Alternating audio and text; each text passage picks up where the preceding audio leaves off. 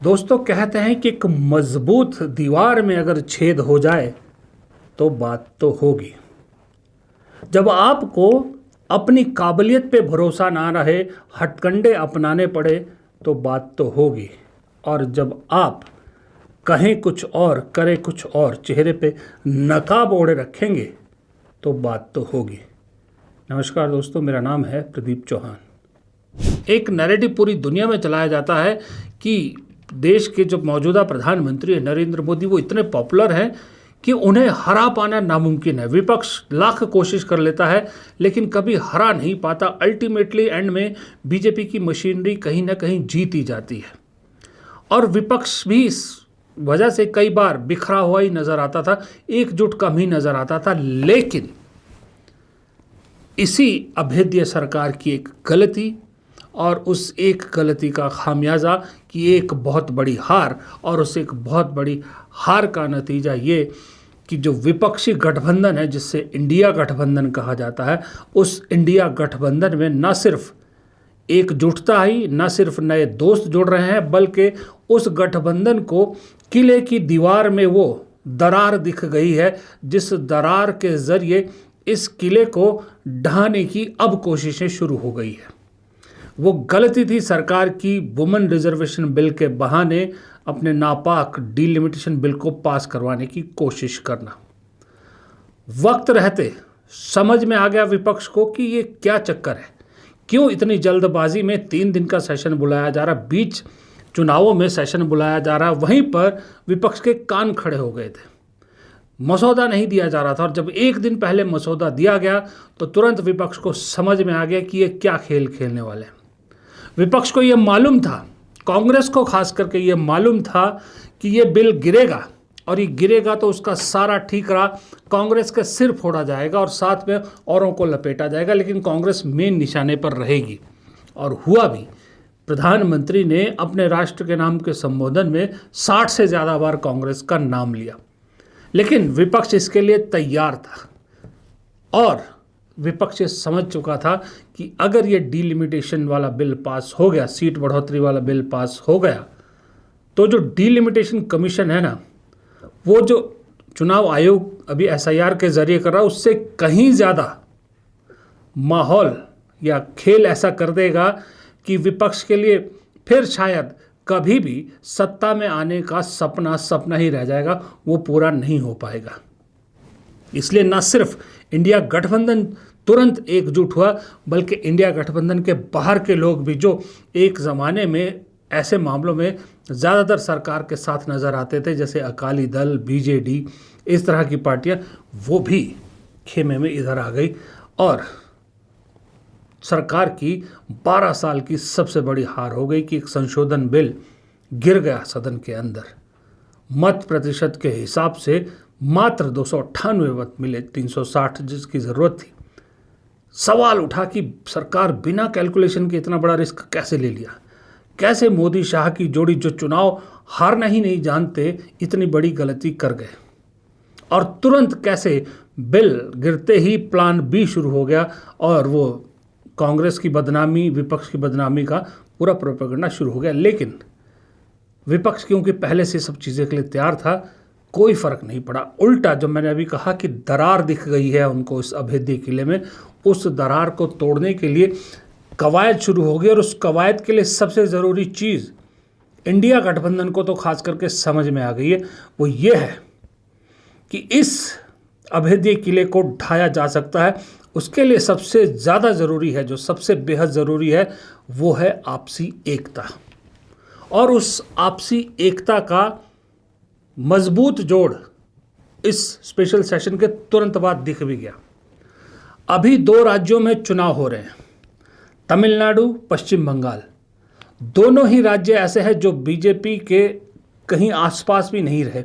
BJP को या मौजूदा जो शासन तंत्र है उसको बहुत इस चीज़ की खुन्नस है कि हम ये नहीं जीत पाते। शायद उसी खेल के लिए ये सब रचा भी गया था, उसका भी वो भी एक वो था, निशाने पर था, लेकिन वो निशाना चूक गया। इंडिया गठबंधन को मौका मिल गया। दोनों राज्यों में चुनाव है, आपने अभी नोटिस किया होगा इस सेशन के बाद। तमिलनाडु में स्टालिन यानी डीएमके का सब कुछ दांव पे है। कांग्रेस 28 सीटों पर लड़ रही है, बहुत छोटे पार्टनर पर लड़ रही है। और पश्चिम बंगाल में कांग्रेस शायद 294 सीट पर लड़ रही है। कांग्रेस के जो शीर्ष नेतृत्व है वो बंगाल में कम गया। राहुल गांधी एक दिन के लिए गए, प्रियंका गांधी नहीं गई, अभी खड़गे भी नहीं गए। लेकिन 28 सीट वाले तमिलनाडु में राहुल गांधी 2 बार जा चुके हैं, 2 दौरे कर चुके हैं, 6 सभाएं कर चुके हैं। मल्लिकार्जुन खड़गे स्टालिन के साथ देने के लिए तमिलनाडु पहुंच गए हैं। इसके अलावा केसी वेणुगोपाल तमिलनाडु पहुंच गए, शशि थरूर तमिलनाडु पहुंच गए, बहुत सारे लीडरशिप तमिलनाडु पहुंच गई। ये है कांग्रेस बंगाल से ज़्यादा प्रेफरेंस वहाँ दे रही है। साथ में तेजस्वी यादव भी स्टालिन का साथ देने के लिए कहाँ पहुँचे? तमिलनाडु। अरविंद केजरीवाल स्टालिन का साथ देने के लिए कहाँ पहुँचे हैं? तमिलनाडु। हालांकि दोनों का, खास करके तेजस्वी यादव के पास तो फिर भी एक बिहार का वोट है जो हर जगह होता है, बिहारी। अरविंद केजरीवाल भी वहाँ पहुँचे क्योंकि मकसद एक है, किसी भी हालत में बीजेपी के मंसूबे पूरे नहीं होने देना। जबकि प्रधानमंत्री खुद तमिलनाडु में लगातार जोर लगा रहे हैं। इधर बंगाल में आइए, बंगाल में ममता अकेली लड़ रही है। राहुल गांधी वहां जा चुके हैं, कांग्रेस ने इमरान प्रतापगढ़ी को उतार दिया है, बहुत सारे कांग्रेस के वहां युवा चेहरे उतरे हुए हैं। ममता का साथ देने के लिए कौन पहुंचते हैं? अखिलेश यादव पश्चिम बंगाल पहुंचते हैं ममता का साथ देने के लिए। थोड़े दिनों में सुना है हेमंत सोरेन भी वहां पर पहुंचेंगे, और इसके अलावा शायद अरविंद केजरीवाल भी जाएंगे। तेजस्वी यादव ने भी कहा है कि अगर उन्हें बुलाया जाएगा तो वो ज़रूर जाएंगे। वहाँ भी इंडिया गठबंधन ममता बनर्जी को अकेला नहीं छोड़ना चाहती किसी भी हाल में। कांग्रेस का भी मुझे ऐसा लग रहा है, कांग्रेस ने भी एक उस सेशन के बाद स्टैंड ले लिया है बंगाल में कि कोशिश करना है ज़्यादा वोट ना बटे, टीएमसी और कांग्रेस का वोट ज़्यादा ना बटे, उतना ही कांग्रेस वोट खींचने की कोशिश करती हुई मुझे नज़र आ रही है जिन सीटों पर वो कॉन्फिडेंट है। इसलिए तमिलनाडु पे ज़्यादा फोकस हो गया है। ममता बनर्जी ने या उनकी पार्टी लगातार चुनाव प्रचार में, कांग्रेस जबकि 294 सीट पर लड़ रही, कांग्रेस को निशाना नहीं बना रही, बीजेपी को निशाना बना रही। यानी वहाँ भी इंडिया गठबंधन के एक सहयोगी को मजबूत किया जा रहा है कि किसी भी हाल में बंगाल में बीजेपी को पैर नहीं जमाने देना है। 2 बड़े राज्य, दोनों राज्यों में इंडिया गठबंधन बीजेपी का किला ढहाने के लिए तैयार है। इस बीच असम में कल रात को कांग्रेस गठबंधन के सभी कैंडिडेट का डिनर जो है वो होता है, गौरव गोगोई डिनर करते हैं, जिसमें साफ दिख रहा था कि वहाँ पर भी कांग्रेस गठबंधन को जीत दिख रही नज़र आ रही है। क्योंकि कहा जा रहा है कि इस बैठक में एक सर्वे का जिक्र हुआ जिसके हिसाब से इस गठबंधन को 70 से 75 सीटों के आसपास मिलने की उम्मीद जताई गई है। सोचिए, असम में भी बीजेपी हार जाती है, केरल में बीजेपी का कुछ हो नहीं सकता, पौडीचेरी में भी एक सर्वे बता रहा है कि वहाँ कांग्रेस गठबंधन आ गए। 5 जगह अगर बीजेपी हार जाती है और उससे पहले सदन में इतनी बड़ी हार, तो वो जो दीवार में दरार दिख रही है वो दरार बहुत खुल जाएगी। इंडिया गठबंधन को वही दिख रहा है कि उस दरार के आर पार दिख रहा है कि 29 से पहले उस किले को, या 29 में उस किले को ढाया जा सकता है। चाबी मिल गई है दरअसल विपक्षी गठबंधन को कि इस किले की चाबी क्या है, इस किले को कैसे ढाया जा सकता है। दूसरी तरफ आप वो देखिए, इत्तेफाक देखिए कि इतना कुछ बीजेपी द्वारा करने के बावजूद ना कांग्रेस ना दूसरी पार्टियां अपने जो स्टैंड है, जो अदर सदन के अंदर लिया था, उस स्टैंड से पीछे नहीं हट रहे। Few days ago in Parliament, the Prime Minister did a very dangerous thing. He told the country that he wants to pass a women's bill. But the real plan was to change the electoral structure of India. Hidden behind the women's bill was a delimitation bill that would change the constituencies of India. What they wanted to do was reduce the number of seats of southern states, of northeastern states, and of smaller states, and fundamentally change the balance of power in India, and weaken the representation of South India of Tamil Nadu, of Karnataka, of Kerala, of smaller states, Uttarakhand, Jharkhand, Chhattisgarh, and of the northeastern states. And there is only one way to describe what they were doing, and that is that it was an anti-national action. It is an action against the union of states. And that is why we stopped it and we defeated the bill in Parliament. And we will continue to defeat any bill that tries to take away representation of anybody in our country. सिर्फ stand पे ही नहीं टिके हुए, बल्कि जो मैंने कहा ना कि आगे भी इस गठबंधन को और मजबूत बनाना है, इस गठबंधन का भविष्य और मजबूत बनाना है। गठबंधन जानता है कि गठबंधन के तौर पर हराया जा सकता है। इसकी भी कवायद शुरू हो गई है, जब अखिलेश यादव अब खुलेआम कहने लगे हैं कि कुछ महीनों बाद उत्तर प्रदेश के चुनाव में कोशिशें जो मर्जी कर ले, लेकिन समाजवादी पार्टी और कांग्रेस एक साथ रहेंगे। समाजवादी पार्टी आने वाले समय में उत्तर प्रदेश में सरकार बनाएगी। कांग्रेस के साथ चुनाव में जाएंगे या फिर इंडिया गठबंधन या अकेले जाएंगे? इंडिया गठबंधन रहेगा, कांग्रेस को साथ रखेंगे। और हमारे यहाँ सवाल सीट का नहीं होता है, सवाल जीत का होता है। जो जीतेगा उसे टिकट मिलेगी। दूसरी तरफ मुझे हताशा साफ नजर आ रही है, दर्द की करकराहट साफ सुनाई दे रही है। अब वो सब किया जा रहा है जो राजनीति में करने की ज़रूरत नहीं पड़ती अगर आप इतने बड़े चेहरे या इतना बड़ा ब्रांड या इतनी ज़बरदस्त आपकी चुनावी स्ट्रेटजी वाली पार्टी है। सोचिए, लोगों ने अब सवाल उठाना शुरू कर दिया है।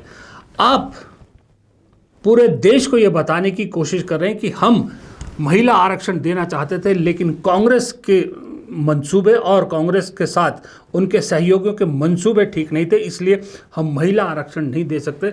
महिलाओं को ये समझाने की कोशिश करें, लेकिन देश की एक जानी मानी महिला उद्यमी नमिता थापर, जो यंग है और वन ऑफ द सक्सेसफुल महिला उद्यमी हैं, उनको यही सो कॉल्ड हिंदुत्व की ट्रोल आर्मी लगातार तंग कर रही, कि इतना तंग कर रही कि नमिता थापर को खुद आके उन्हें चैलेंज करना पड़ा, माफ़ी नहीं मांगनी, चैलेंज करना पड़ा।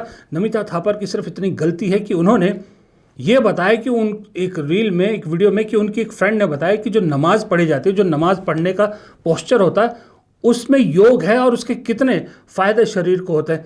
इस पे ही नमिता थापर को निशाना बनाया जा रहा। नमिता थापर बहादुर महिला, झुकी नहीं, उल्टा सुना दिया इन अंध भक्तों को। पिछले 3 हफ्ते से मुझे लोग रंडी बुला रहे हैं नॉन स्टॉप, और मेरी डार्लिंग मॉम को भी गंदे गंदे नाम दे रहे हैं। For what? For making a reel on the health benefits of नमाज। I am a healthcare professional. मैंने इतने सारे हिंदू रिलीजन्स पे रील्स बनाई है, उनके हेल्थ बेनिफिट्स पे। हर योगा दिन पे आसनास, स्पेशली सूर्य नमस्कार की रील्स बनाती हूँ, तब तो किसी ने कुछ नहीं बोला। मुझे सिखाया गया है R for religion means R for respect. And this is how you respect, especially to women. Reservation bill पास नहीं हुआ तो सब बोलते हैं, लेकिन जब 2 women की ऐसी disrespect होती है तो फिर silence क्यों? I have learned long back, आपके लिए कोई नहीं बोलेगा. You have to speak up for yourself. And that's why, guys, for all my trollers, please continue. But remember that Hinduism, and I am a proud Hindu, has a concept called karma. So continue at your own discretion because God's watching. And for all the proud, educated Hindus who believe that religion means respect, especially for women, negative reels मेरी बहुत viral हो गई, अब ये वाली viral करके दिखाइए। Thank you. देखिए, ये सच्चाई है, ये सच्चाई है कि महिलाओं के अधिकारों के लिए लड़ने की बात करने वाली पार्टी के समर्थक क्या कर रहे हैं। दूसरी तरफ वो देखिए, आप विडंबना देखिए, महिलाओं को उनका अधिकार दिलाने की बात कर रहे हैं कौन? हरदीप पुरी जैसे मंत्री। वो हरदीप पुरी जिनका खुद का नाम एप्स्टीन फाइल में है। एप्स्टीन फाइल में क्या है ये आप सबको मालूम है। वो महिलाओं को कह रहे हैं कि हम तो आपके हमदर्द हैं। तीसरी तरफ अब आलम ये हो गया है कि हार का सिलसिला दिख रहा है, हार की भनक मिल गई है। तो प्रधानमंत्री अब तक तो एक फिल्मी स्टाइल में वो पीआर स्टंट तो करते ही थे, अब पूरा फिल्मी हो गए हैं। बंगाल में जाते हैं या कहीं और जाते हैं तो चेहरा गोरा होता है, चेहरे में ग्लो होता है। तमिलनाडु में प्रचार करने जाते हैं तो चेहरा काला कैसे हो जाता है। लोग सोशल मीडिया पे सवाल पूछ रहे हैं कि या तो मोदी जी जब गोरे होते हैं तब मेकअप करके जाते हैं, या फिर तमिलनाडु के लिए स्पेशली डार्क मेकअप किया गया। अब मतलब इस तरह के हथकंडे भी मोदी जी अपनाएंगे, ये सब भी करना पड़ेगा मोदी जी को। दूसरी तरफ ये दो चेहरे दिखा रहा हूं मैं आपको, दो बड़े चेहरे। शुवेंदु अधिकारी बंगाल में मुख्यमंत्री का चेहरा, हिमंता बिस्वा शर्मा असम में मुख्यमंत्री का चेहरा। दोनों की झल्लाहट चुनाव के दौरान साफ देखिए, दोनों के वीडियो आपको दिखाया मैंने। दोनों कितने चिड़चिड़ा रहे थे। चिड़चिड़ाता तब आदमी है, झल्लाता तब है जब आदमी हताश हो जाता है। इनकी हताशा भी बता रही है कि नैया डूब रही है। ये सारी चीज़ें आप एक दूसरे से कनेक्ट करके देखिए, डॉट कनेक्ट करके देखिए। मधु किश्वर लगातार आरोप लगा रही हैं। आईटी के जो मुखिया हैं बीजेपी के, मोदी जी की टीम के खास आदमी अमित मालवीय, उनको लेके उन्होंने आरोप लगाया। देखिए, फैक्ट चेकर मोहम्मद जुबैर ने भी अमित मालवीय के पुराने सारे ट्वीट निकाल के सोशल मीडिया पर डाले, जहां पर वो सही में एक सेक्स को लेकर कैसी कैसी बातें करते थे, सब ट्वीट किया। हालांकि उन्होंने अब डिलीट कर दिए सारे, लेकिन मोहम्मद जुबैर ने पब्लिक के सामने रखे हैं। और दूसरी बात, मैं वहाँ एक चीज़ भूल गया पहले बोलना, नमिता थापर वाले वीडियो में, जहाँ नमिता थापर को नमाज के फ़ायदे बताने के लिए निशाना बनाया गया। ये देखिए, ये तस्वीर है 2017 की, जो बाबा रामदेव है उनके एक फंक्शन में योगी आदित्यनाथ उत्तर प्रदेश के मुख्यमंत्री, ये उनके मंच से खुद बोल रहे थे कि नमाज और सूर्य नमस्कार के पोस्चर एक जैसे हैं। जब योगी आदित्यनाथ ये बोले तो कोई प्रॉब्लम नहीं, नमिता थापर ने नमाज के फ़ायदे गिनाए, पोस्चर के योग फ़ायदे गिनाए, योग से जुड़ा हुआ बताया उसको, तो उनको निशाना बनाया जा रहा है। लेकिन अब फ़र्क पता क्या हो गया? फ़र्क ये कि पहले कोई बोलता नहीं था, जिसको निशाना बना देता था माफ़ी मांगता था, चुपचाप साइड हो जाता था। आज लोग बोलने लगे हैं। नमिता थापर जैसे बहुत से लोग हैं जो जवाब देने लगे। आप सोशल मीडिया पे देखिएगा, मोदी जी का जो वीडियो उस दिन जो नेशन को, राष्ट्र को संबोधित किया, उसको कितने लोगों ने खुद लोगों ने उसका पोस्टमार्टम किया है कि कैसे पूरे के पूरे जो कमेंट, नेगेटिव कमेंट थे जो मोदी जी को कमेंट कर रहे थे मोदी जी उस वीडियो पे, सारे के सारे पढ़े, और कैसे अचानक से पॉजिटिव कमेंट की बाढ़ आ जाती है। और जब उन पॉजिटिव कमेंट को लोगों ने छांटा तो पता लगा कि वो सारे के सारे यूट्यूब चैनल प्रोफाइल्स उसी टाइम बने हैं जिस वक्त मोदी जी के भाषण पर लगातार नेगेटिव कमेंट आ रहे थे। हथकंडे अब खत्म होते जा रहे हैं, ये हालत हो गई है। समय का चक्र बदल चुका है, समय के पहिए ने दूसरी तरफ घूमना शुरू कर दिया है, और अब ये समय का पहिया दूसरी तरफ घूम के तेज़ी से बता रहा है कि जो किले को अभेद्य बना रखा था, इस किले को अब अभेद्य नहीं कहा जा सकता। ये कभी भी ढह सकता है, और आगे पीछे ना भी ढहा तो 29 में तो इस किले का ढहना तय है। और उस किले को ढहाने वाली सेना का नाम होगा इंडिया गठबंधन, जिसके सेनापति होंगे शायद राहुल गांधी। फिलहाल इस वीडियो में इतना ही। वीडियो पसंद आया तो लाइक कीजिएगा, शेयर कीजिएगा, कमेंट बॉक्स में अपनी राय ज़रूर दीजिएगा, और चैनल को सब्सक्राइब करना मत भूलिएगा। नमस्कार।